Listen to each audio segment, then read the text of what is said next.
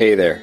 Welcome to Spiritual Unraveling with Ashley and Nate, a podcast about the sometimes messy process of spiritual awakening. We invite you to listen in as we discuss spiritual topics and themes showing up in our personal lives and out in the broader world.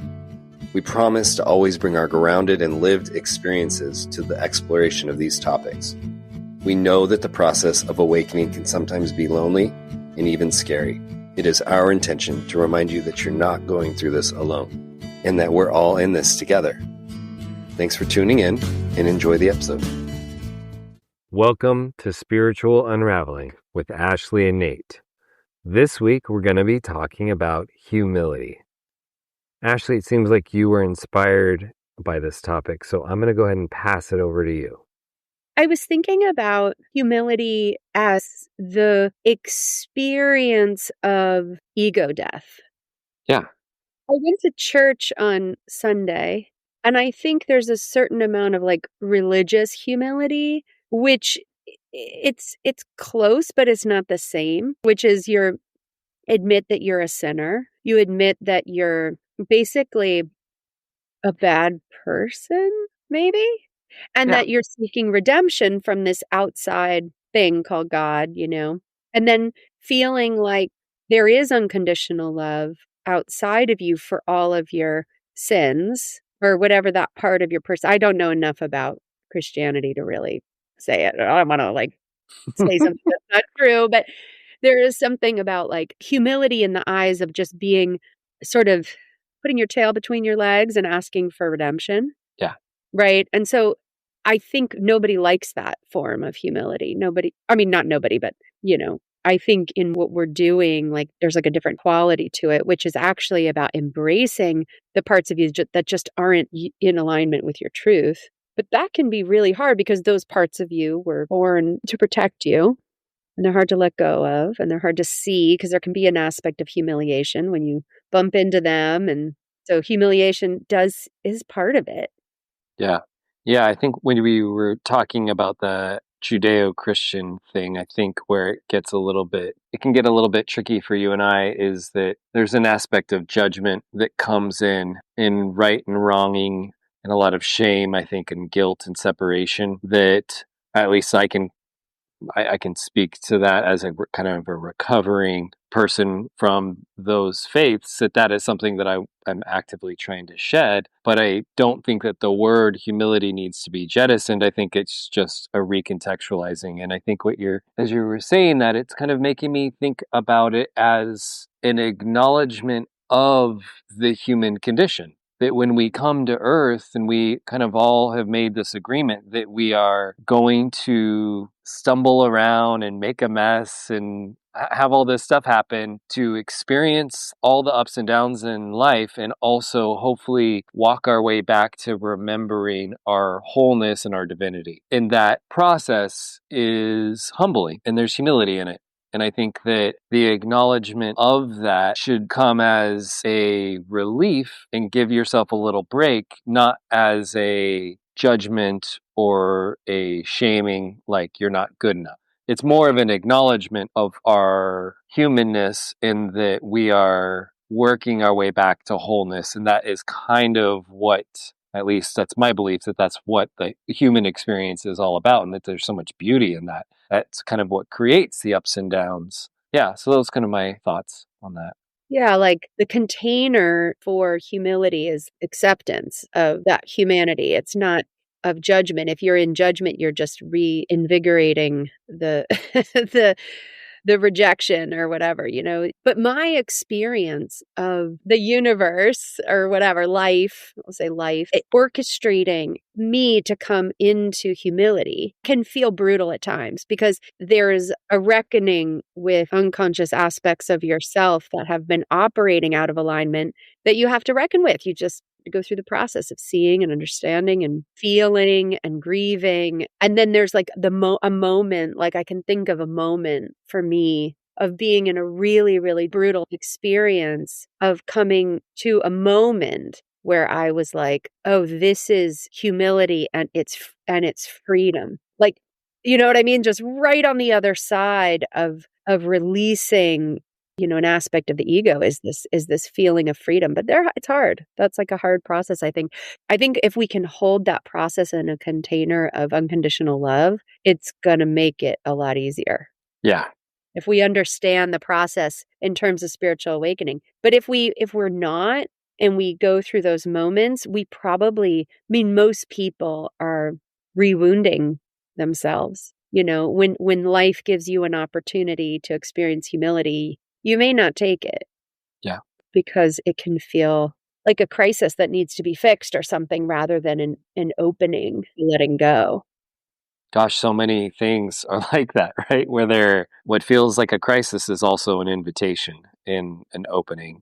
I think the other thing that feels kind of hard about humility is there's an amount of control and fear that needs to get released in humility, saying there's parts of this journey and there's parts of this that are unknown to me, and they're unknown on purpose. Yes. It's actually your soul has actually done it to you. And they're like, no, we want this to unravel for you. And part of that process is being in the unknown. And that brings up those kind of egoic human things around wanting to always be in control and having a lot of fear of the unknown. So that's how humility, I think, can get a bad rap, is because it really rubs up against those two. And I think maybe one of the things that we can think about with it is pairing humility, always thinking about it as having the dance partner of grace. Like, whenever humility is on the dance floor, grace is the partner. And it's like, because you're bringing that part of you up. As soon as you feel kind of the unknown and the kind of clinchiness that comes up around all of that, then you can just say, but grace is here to say, it's okay. You don't need to do this right. Be easy. Stumbling through is onto the new path. It's just kind of how you find a new path. Yeah. Like grace being the dance partner of vulnerability, grace being the dance Mhm. partner of humility. That's beautiful. I love that. I love that. But just lets you off the hook so much. There's Totally. that Totally. control, and the fear tends to take on just so much space in your psyche. And so coming in with something gentler is much Totally. easier. Right. And even just grace as the permission to not know.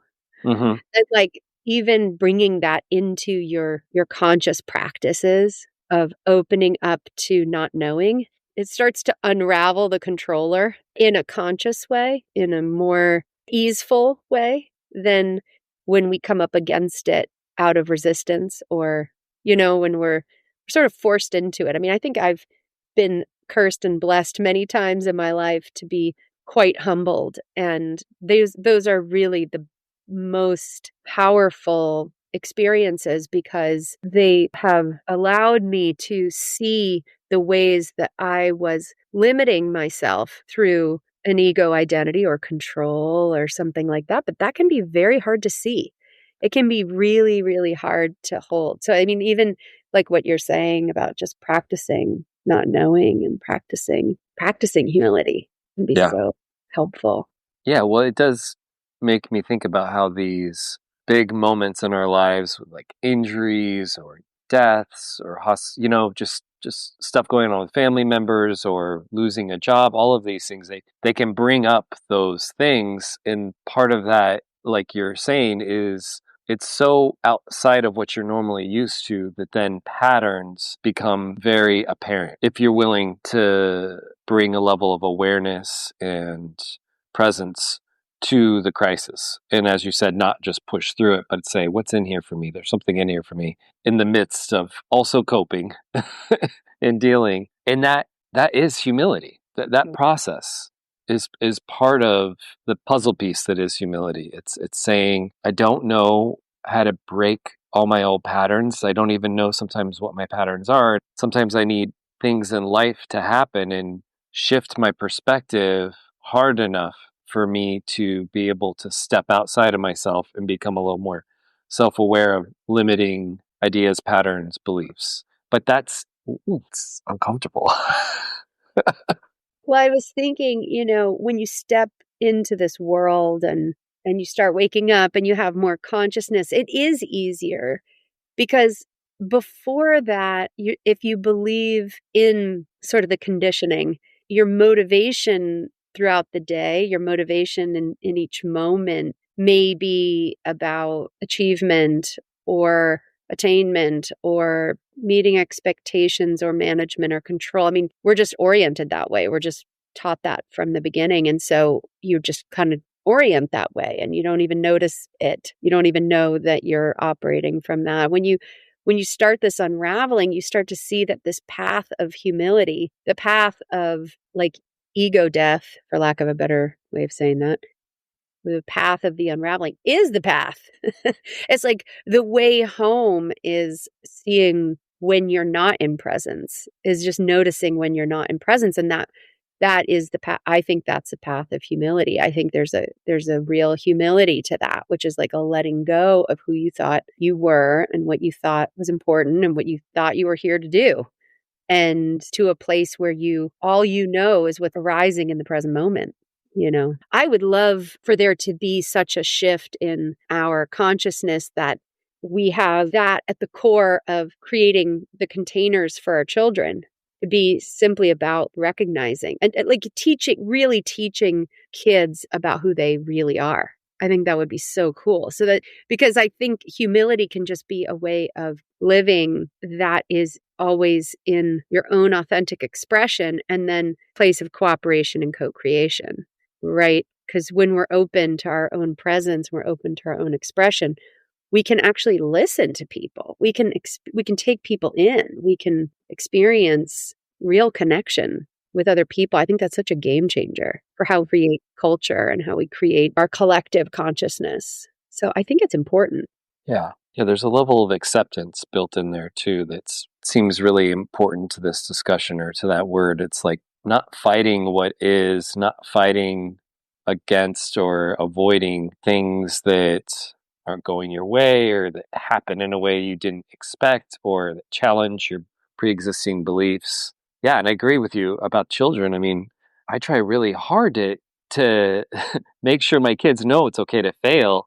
I think about like the growth mindset. Carol Dweck wrote a book about that. And it's this idea that we don't want to praise outcomes as much as we want to praise the process and how what you got out of the process and which energy that the child is putting into that. And the idea there is to try to separate outcome as being good or bad and just say, you put a lot of energy into that thing and you're going to get something out of it no matter what, even if it's a fail. And even with all of that happening, I can still see with my oldest that there's a part of her that just doesn't like to fail at all. And it's so triggering, but I also know I have it and it's there. And I know that the culture teaches it. And it's just very sad to kind of see that level of kind of indoctrinated perfectionism. Like you should know how to do something the first time you do it, which is crazy.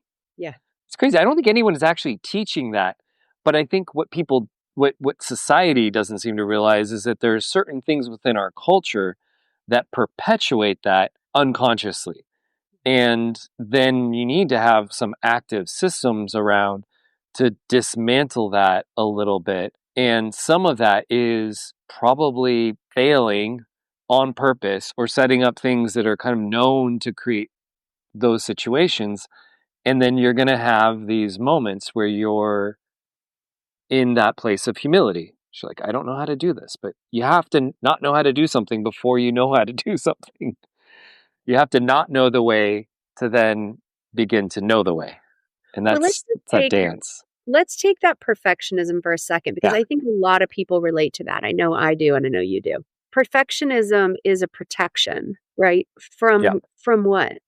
From judgment and maybe not being probably judgment on a superficial-ish level, and then maybe not being loved or not being accepted on a deeper level. Yeah, so fear of abandonment or rejection. Yeah, Mhm. It's an intense setup. it is. So we're talking about humility, and this is what I'm saying, like to give up perfectionism means risking all of that, because Yes. somehow the mind has created, this gatekeeper to say like don't go there, you could be rejected. So we're risking we're risking rejection. And then you're talking about bringing grace in, some kind of unconditional love, some kind of unconditional acceptance that will hopefully help navigate those fears, because those fears are really real for people. I know they are for me. I mean, it's really hard to get underneath sometimes or through those protections. Yeah. Into the scarier place. Of course, every single time nothing bad happens. That's 100% of the time. If you're moving through, I don't even know, what are the words for this? Spiritual awakening, ego death, Yeah. moving through these processes, you only end up feeling relief. Even if you have, you experience that fear.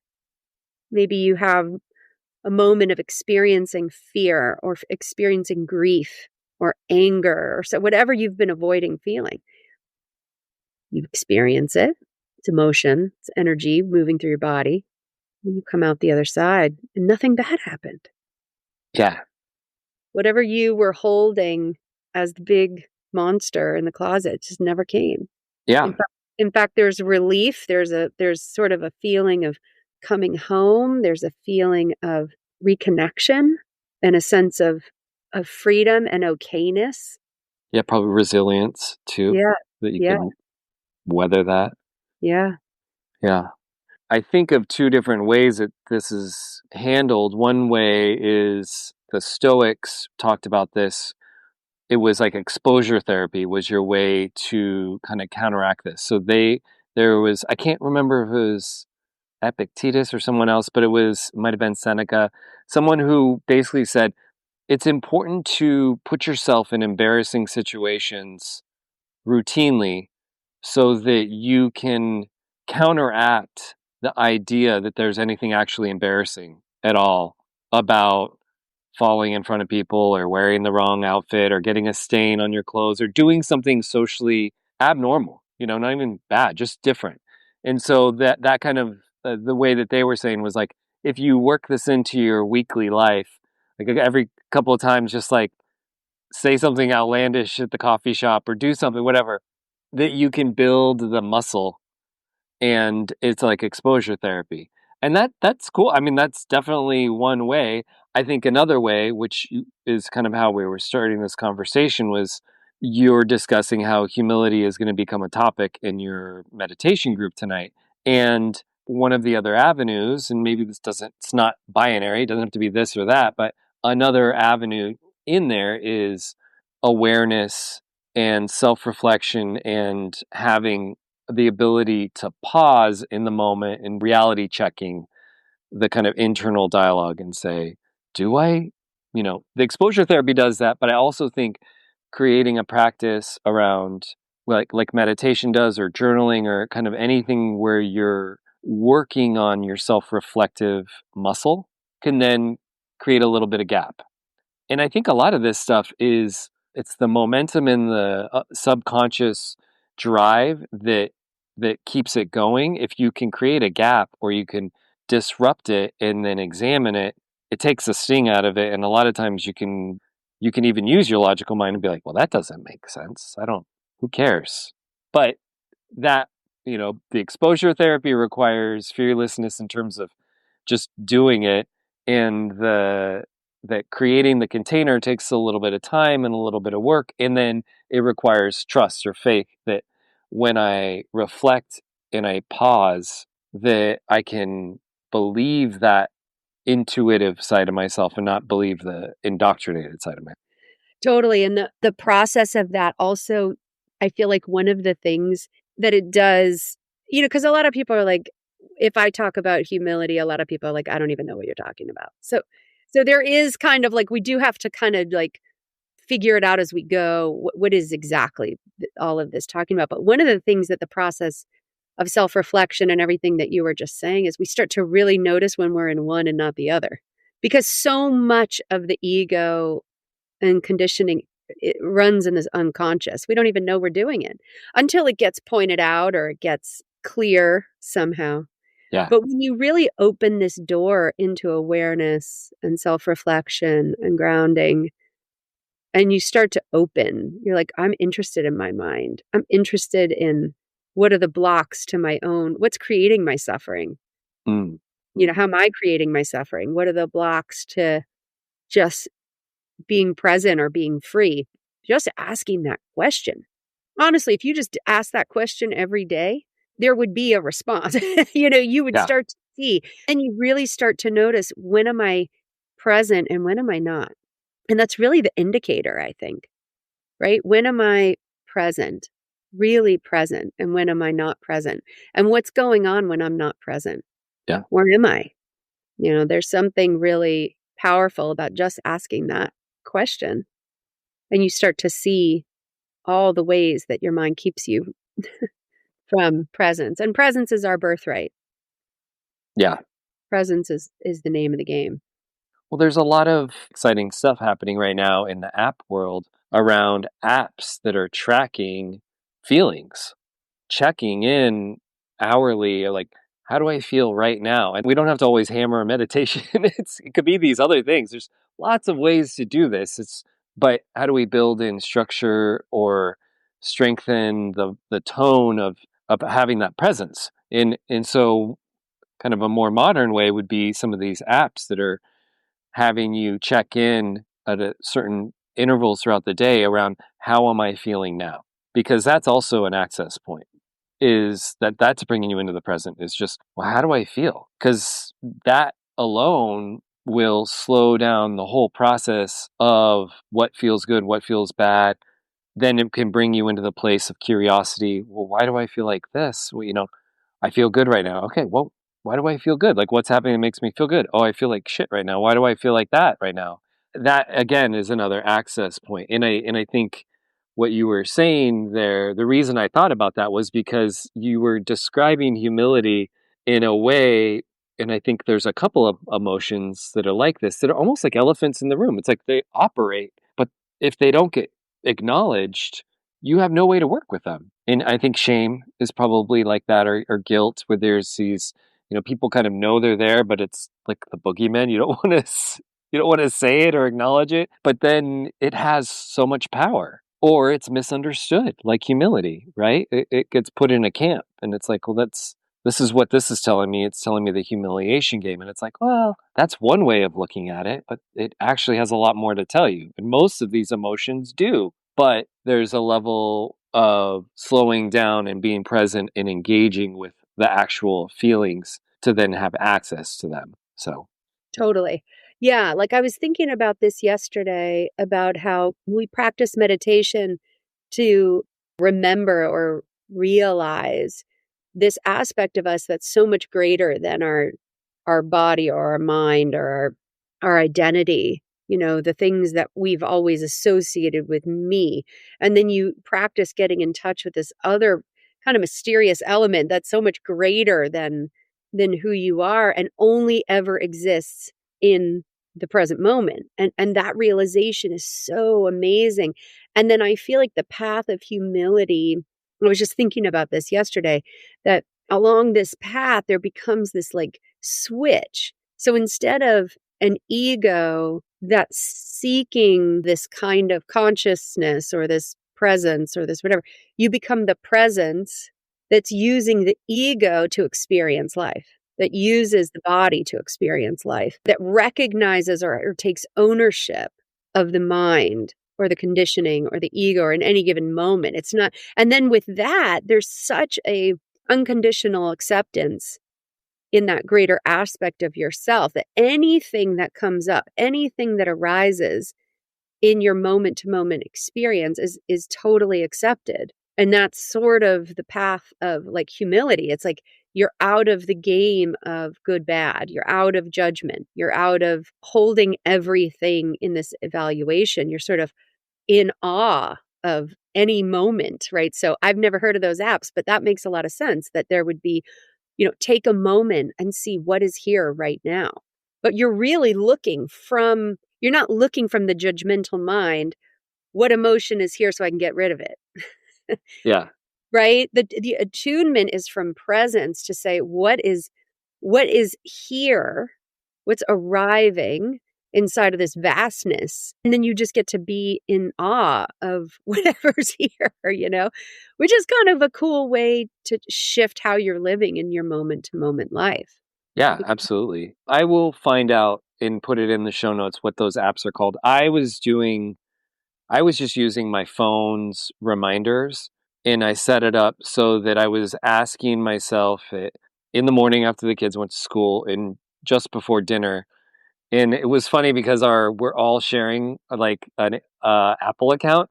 So you would hear these notification dings before the one before dinner, all on all the kids' devices and mine and my wife's, and it says, "How do you feel?" question mark. And so we were playing this game. We are like, all right, how do you feel? Asking my son, my daughter, myself. Yeah, and it's like it's a playful way, but it's so simple, but it's what is required. If you want to be able to work with this stuff, you have to have access to it. And then yes, you can move off into all these other beautiful places. But yeah, the first step is acknowledging that it's there and then finding out where am I on the spectrum of feeling right now. That it somehow seems like a radical thing because, as we've talked about, it's very easy to just kind of put your head down and not come up for air for like hours. you know, whether it's working with people or scrolling on your phone or doing computer work, whatever. So taking time out to tap in a little is going to give you it can really free things up, gives you a place to move into that understanding around humility and acceptance of all that is showing up for you in life. That's really what it sounds like we're talking about here. I think that is what we're talking about. That's like a hard one to get to because it's a process and it's a lived experience, like sort of a lived experience. I just remember the first time I was like, oh, this is what humility means. This is what humility means. It means I kind of got to the end of surrender, of a certain of something that I had been holding on to that just wasn't serving me, but was hard to let go of, like a character. It was like, a belief that I was holding on to that wasn't serving me. And life had orchestrated itself perfectly to get me to this surrendered point. And I remember just giving up, being like, oh my gosh, I guess that's over. And there was like this moment of fear and grief of it's over and then immediate relief. And I was like, oh, this is what humility is like when you really are at the end or you get to the bottom of the barrel or something, this point of surrender and you can let go of something that, doesn't serve you anymore. I don't know. I don't know if that's the right term for humility, but that's what it felt like for me. Yeah, I think I think we're missing another thing maybe that we could lightly borrow from the Judeo-Christian part of humility, which is that this kind of surrender, and I like surrender, and this acknowledgement that comes with humility also creates a space and an opportunity for us to ask others for help along the process. It can bring you to a place where maybe you're like, I just can't quite get it. I can't get there. I need a teacher. I need a mentor. I need a spouse or a parent or someone to kind of maybe reflect something to me or hold space or whatever. But I think, I think there's an access point in humility around that as well. I don't know. What do you think? I love that. I actually love that. I think that's such a cool thing to bring in because I think that can be so hard and so elusive for people. Yeah. Like maybe they've never felt like they could ask, so they don't even think about it. Yeah. But you're absolutely right. I mean, I don't know if we can do this without each other. Yeah, well, it's certainly it seems like a much harder harder way to do it. It's possible. Is it possible? I mean, I suppose. But you're right. It smooths the path. I actually was having this thought earlier in this conversation, and I've been thinking about it a lot lately about the power of these circles, the power of being witnessed in your vulnerability and the power of witnessing others and how much we're all holding for each other. Mm-hmm. And we've lost these opportunities to be in ritual and be in circles and come together in a real vulnerability. How powerful that is. Yeah. To to create those opportunities. That's very healing. It's very, very healing. And I know for years I was like, oh no, no, no, no, no. I do not want to be in circle. I just there's too much of a risk of exposure. And now I see that anxiety or that tension is this both sides. It's a risk of exposure and risk of being seen, and how scary but healing that can be. Yeah. Yeah. And sometimes healing can feel scary.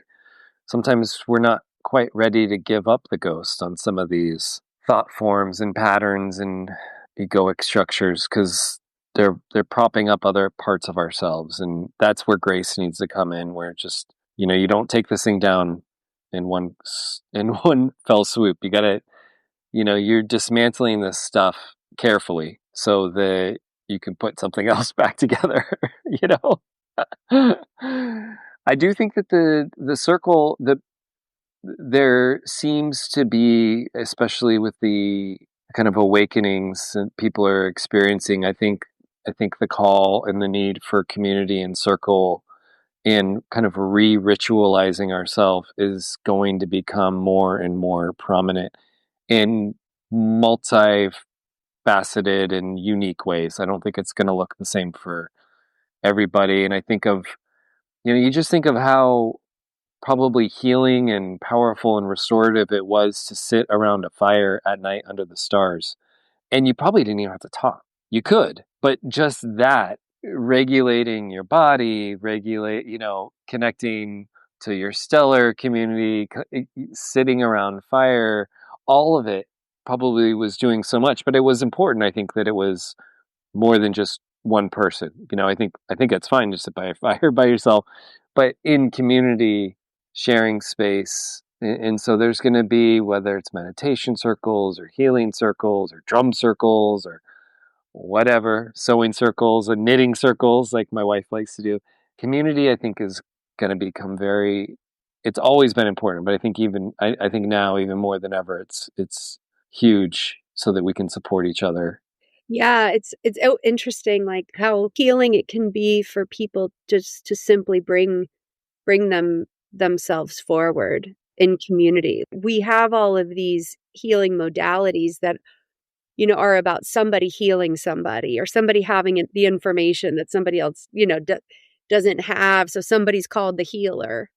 And I believe me, I appreciate that, and I was that, and I access that. And but the power of, you have no idea that whatever the thing that's most vulnerable for you, how you just simply sharing it is going to affect somebody else. There's such a power in that. Yeah. Yeah, it's like we're reaching out, to each other in these very simple and humble ways, and yet there's such a profound effect. I don't know, that I'm really speaking for myself, that Yeah. Yeah. you Yeah. know I don't know if that's true for everybody, but it's certainly been true for me. Really. Well, yeah. And I mean, just to create nuance here, it feels like a much bigger leap for an introvert than probably an extrovert. It's like, Mhm. yeah, let's get together in a group. As an introvert who it doesn't necessarily default to sharing or being in groups, that feels like a bit of a risk. But I think the risk reward ratio, that's kind of how there's something there. Is it's just like, ooh, that feels kind of big. Well, it's like, well, if it feels kind of big, you might want to at least try it once and see what's the quote big thing there. Could be a big great good thing. Totally. I even think introverts have the most to, introverts are doing a lot of deep thinking, and, Yes. probably have a lot of wise stuff to share. Yeah. Yeah, I guess the basic, as I've been thinking about humility, the basic kind of feeling of it is that life really isn't about of what we thought it was about. And there's a lot more neutrality in what we're doing here than what we thought. And when you can get to that place, because I think it's hard also to let go of drama. It's hard to let go of your stories about yourself. It's hard to let go of kind of victimization. It's hard to let go of, maybe an achievement-oriented way of seeing life. Like, it's just some of these things can be hard to let go of when you come back into this kind of like the neutrality of nature, Yeah. right? As mirroring humility. Yeah. I But like that. yeah, there's a lot of freedom in letting go of that stuff. There's a lot going on in that quieter space. Yeah, I like looking at nature as the model. That's helpful. It's a recognition of our place and that we don't know it all. Do we have any more to say about I think so. humility? Hey everyone, we hope you enjoyed the show. If you have any questions or feedback for us, please send us an email at spiritualunraveling@gmail.com. If you'd like to learn more about what we're both up to, you can follow Ashley at www.mountainmeditationgroup.com. And you can find more about what I'm doing at spiritual-stewardship.com. We hope you have a great day.